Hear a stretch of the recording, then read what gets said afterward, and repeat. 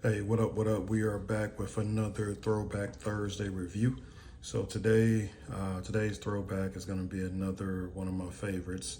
We're going to throw it back to 1998 with Blade. So Blade was one of those movies that just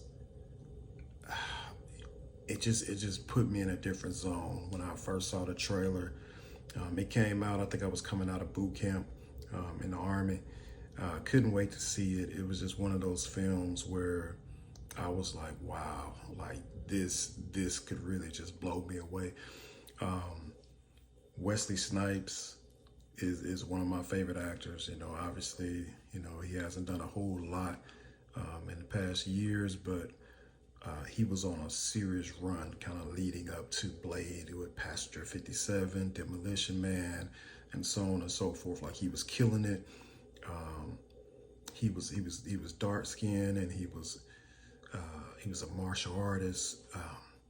He was next level. He was that theatrically trained actor, but he could do any role. He was just that good, and then to be able to do the martial arts and to bring a hero like that to the screen, because he had already proven, like I said, Passenger 57 and some of the other films he had done, that he could carry an action film. So coming into Blade, Marvel wasn't really a thing yet. A lot of the properties were kind of with other distribution companies, and Marvel was one of them. Marvel was with New Line Cinema at the time, and it was a gamble, of course, because studios weren't doing these type of projects for real. Like, you had Batman and Superman, but you didn't really kind of dive into some of the other ones that weren't as well known.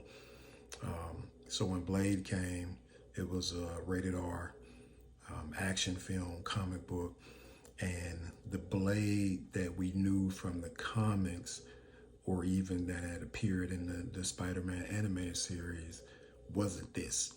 Like, Wesley brought a different style to it.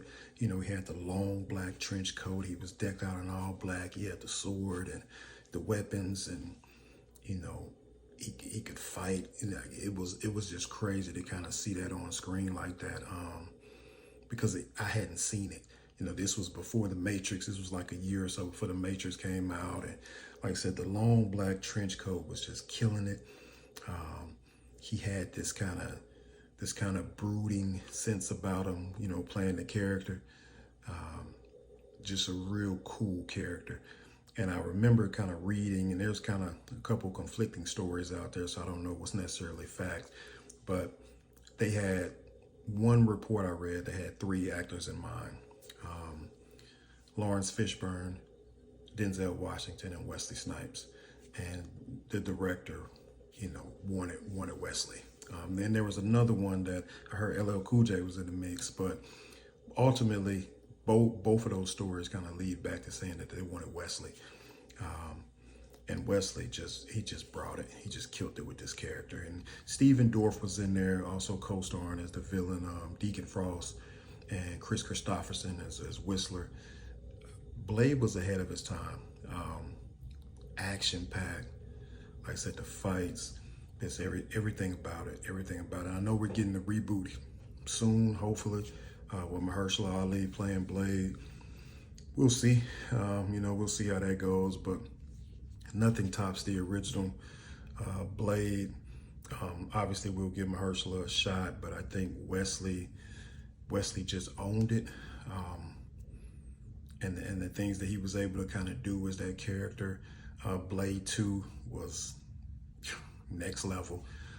Blade 3 was kind of so-so, but at that point, Wesley was kind of trending in a different direction, career-wise and personal and so on and so forth. But Blade 1 and 2 definitely holds up as some of the best comic book films that's out there. And every time Blade 1 comes on, I'm right there to check it out. Definitely one of my favorites from one of my favorite actors, Blade. So make sure you check that out.